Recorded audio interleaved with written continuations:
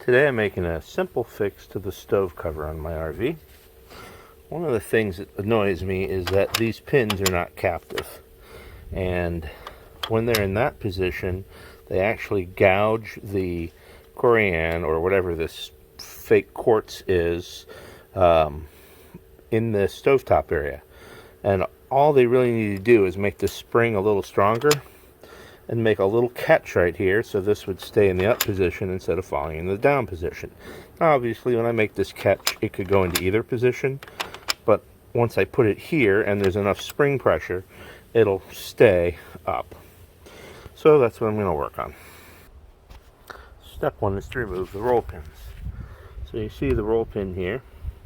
It has a flat side and a tapered side. So this roll pin is meant to be driven in or out this way. So that's what I'm going to do. I'm going to use this punch and a hammer. I'm going to put the punch there and drive it right through. Let's see if I can get video of this. This should be funny.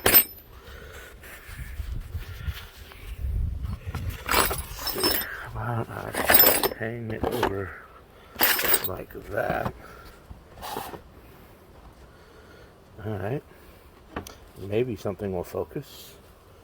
Now when I hammer, I'm sure this will go all funky, but you'll see it moves actually pretty easy. I've already done the other side.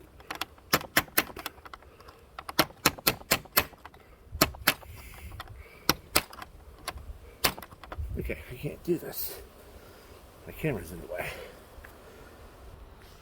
And like magic, the roll pin's out. So the next step is I'm going to make a little shim to give the spring a little more pressure, just something to go on this tube, and I'm going to use a grinder and make a notch in this. Well, I didn't find anything that would make a good spacer, so I'm going to go with step two, which is going to be just stretch the spring. And if manually stretching the spring doesn't make it tight enough, I'll go to the hardware store. So we're on to step three, having skipped step two.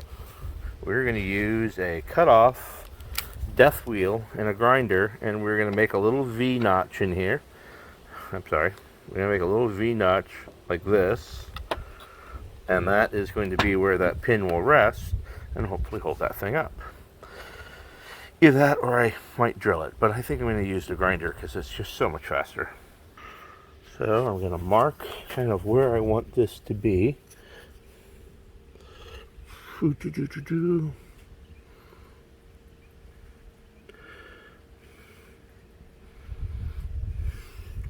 I am a measure once, cut 12 times kind of guy. I am a professional when it comes to using a death wheel. Don't try this at home.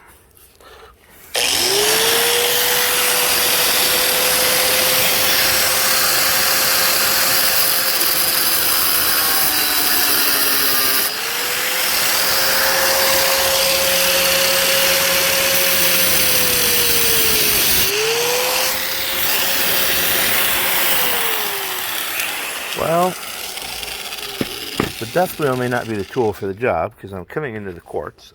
That's not going to be seen, so I'm not too worried about that. But I'm not getting very deep into this metal. I'm afraid I'll cut into the quartz more. So my options are to unscrew this, which that may be what I do right here, so I don't cause any more. Okay, I probably should have just started with drilling this. It's aluminum. It's really soft. I thought it was galvanized steel for some reason, but that makes me a moron. Anyway, I have the notch there. It's not pretty. I'm reassembling this. I stretched the spring. As you can see, it fits tighter now. I just wish I had a way to hold the camera while I did this. Now I'm going to put the pin back in. However, I had a problem with the pin in that the roll pin was collapsed too much. So I had to stick it in the scriber in the vise and hammer it down a little bit to spread it back out so it will do its job. So there it is. And now again, trying to do things one-handed. I need a tripod or something, I guess. Let's see. Can we get anything? Oh, upside down. Get anything to focus? That seems to work. Alright, now I've got two hands. I can work on this. Try to get this back in. There we go. And voila. Yeah, even that spring's not enough. Or is there... Oh, I know what the problem is. It's the back side of this. I'll bet if I tap this out a little bit,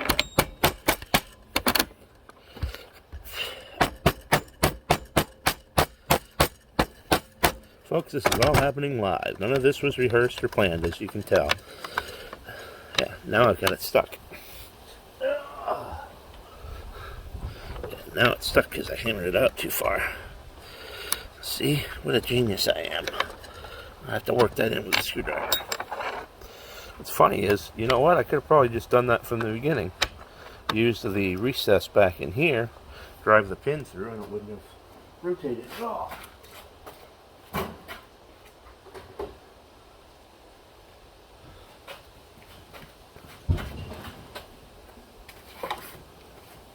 Let's see here. Yeah, I don't know what that big crash sound was.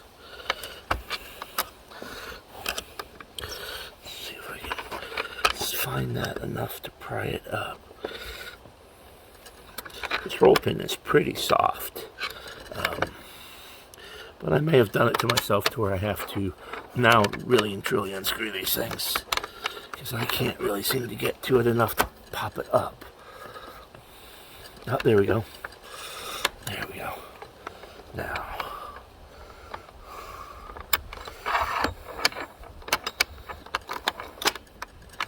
see, my goal is for that pin to have pressure and stay there. In order to do that,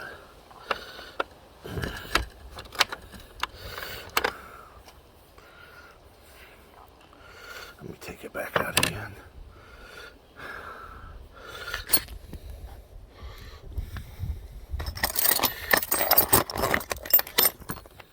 My latest book, How to Mess Up a Beautiful Motor Coach.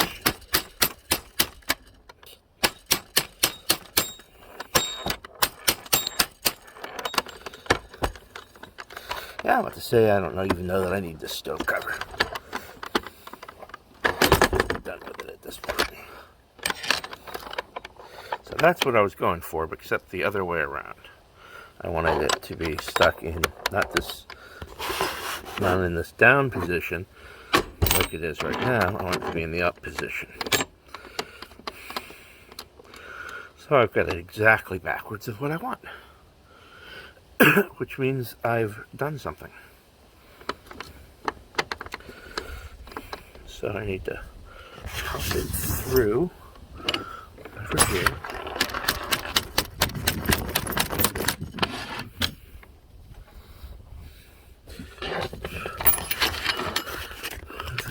So that I have enough room to swing a hammer.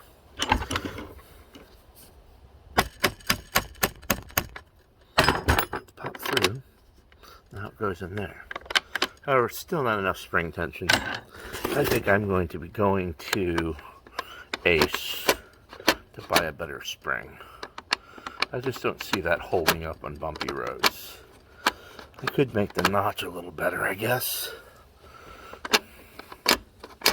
The other side will look much better than this. It won't look like there's a cut here, and it won't be quite so, looks like it was eaten by a rabid beaver.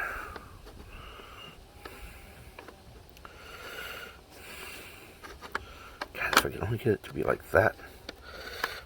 Either I find a piece of tubing that I can use to just shorten this up. I'd also like to keep it from rattling, because everything in the RV rattles when you're driving down the road. And I'm sure most RV owners find that as annoying as I do. So on this side, I'm going to attempt to drill a pilot hole with a very small drill bit right here, and use a larger drill bit, a very large drill bit, to be able to make the recess.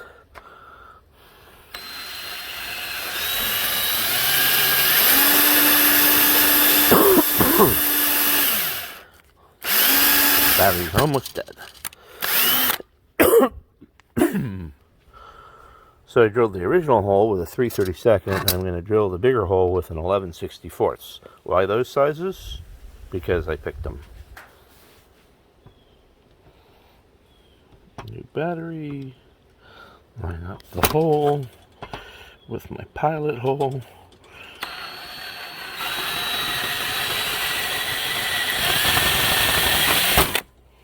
I knew this was going to happen.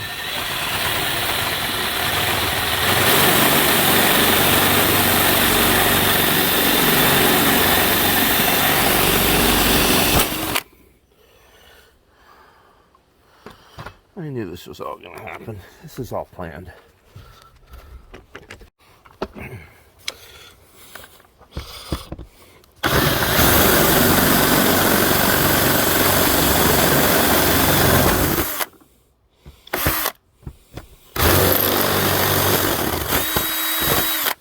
Alright, that should be good enough.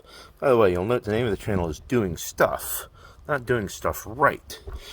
I'm sure there's much better ways to accomplish everything I'm trying to do here. And I'm sure there's somebody on the internet who can show you those things. I'm not that guy. I'm going to use some files to try to make it not quite look as much as a beaver ate it as it does.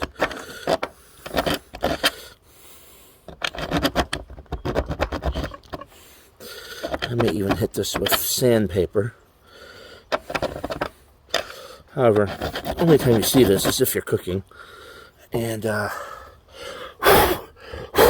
you know, at that point, you really don't care so much. So, alright, so this is what the finished product will look like when I get the string. Oh yeah, this aluminum deforms very easily. Luckily, it'll re-deform itself the right way, with just using a hammer to tap the pin.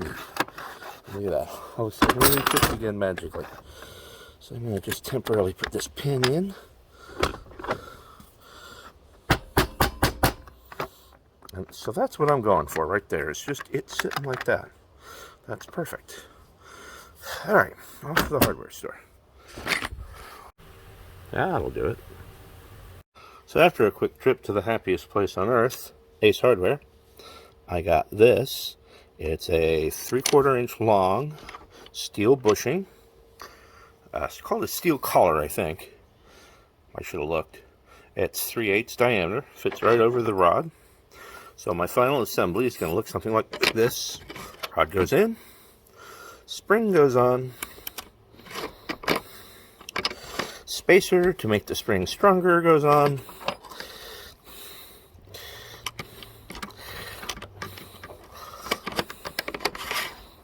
Okay.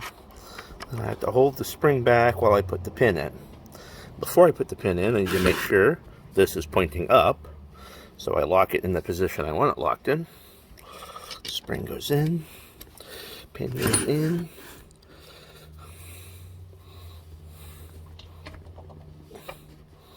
Yeah, I'm sure I'm going into some sort of special YouTube category for morons. As you guys watch me struggle on this.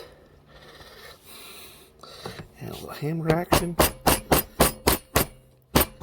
And that's basically it. What I want to make sure of is that I drive it through just barely that other hole.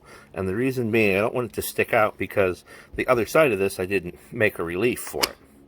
But that's basically done.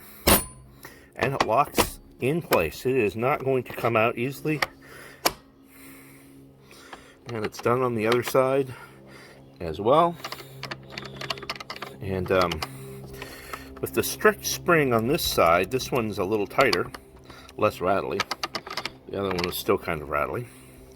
But that's the project. Next thing you'll see is it installed. So a minor problem I didn't think about is that with the spacers on, the pin will not pull back far enough for me to get the cover back in. So I'm going to have to shave one of the spacers down or assemble it with in the RV. And I think I'm going with the second step, where I'm just going to pull the pin out and then put the pin in when this is all properly put together. And there we go. Pop the pin out, installed it, pop the pin back in, and everything's happy. And it works. Oh, please works. Please tell me I didn't mess this up. And look at that. So, no longer when I bring this up do I have to worry about those pins gouging in like they were wanting to do in the past. They're nice and securely captured. See? Everything's easy.